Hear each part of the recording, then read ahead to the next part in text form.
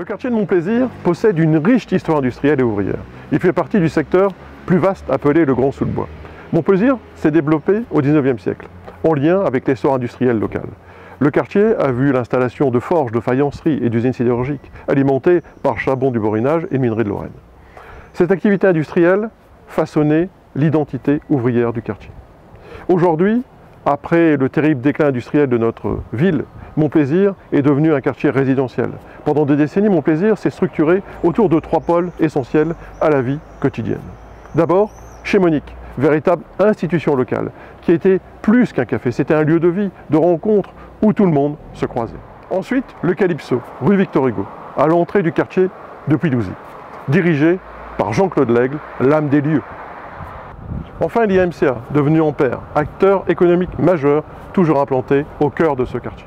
Dans le cadre de la rénovation urbaine, une salle polyvalente de 300 m² vient d'être construite pour remplacer l'ancienne salle Cabri. C'est une avancée bienvenue. Cependant, une nouvelle salle, baptisée Monique Westerlin, n'a pas été érigée à l'endroit de l'ancienne salle Cabri, mais à proximité immédiate de nombreuses habitations, à la place de l'école maternelle Alphonse Daudet.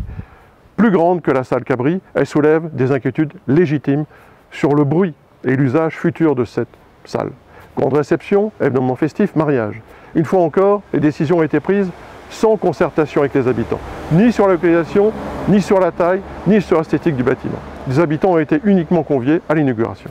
Ce n'est pas ma conception de la démocratie. La démocratie locale ne doit pas être l'affaire de quelques-uns ou d'un prince, mais l'expression collective des citoyens, en organisant des réunions publiques, des référendums locaux, voire des consultations de tous les habitants du quartier. Autre exemple, la création d'un potager partagé. En soi, une initiative positive, mais là encore, implantée sans dialogue préalable avec les riverains, qui ont découvert l'existence sans en avoir été consultés. Le quartier étant le plus éloigné du centre-ville, il souffre d'un isolement marqué. Le développement d'un transport collectif adapté est donc vital. Une navette ou une citadine devrait desservir l'ensemble du quartier à moins de 50 mètres de chaque habitation.